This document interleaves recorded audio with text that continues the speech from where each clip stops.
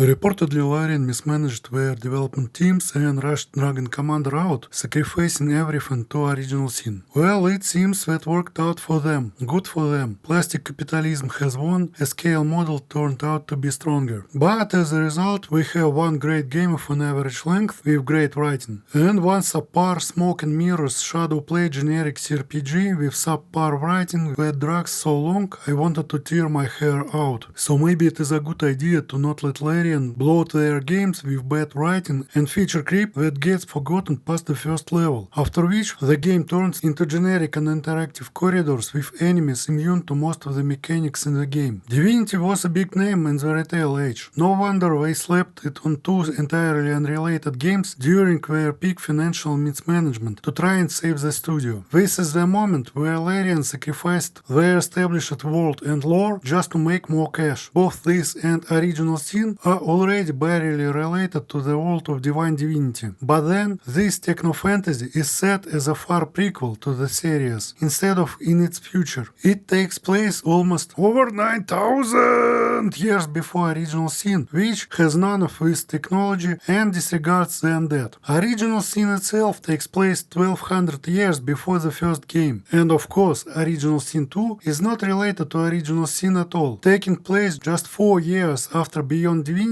and 60 years before Divinity 2. Nothing in the lore makes sense anymore. Dragon Commander basically consists of two halves. The better half is a political management sim where you make decisions to balance all your spreadsheets. Remember all that Mass Effect, crew management, date sim, talking and decision making, or the NPC tickling from binary domain.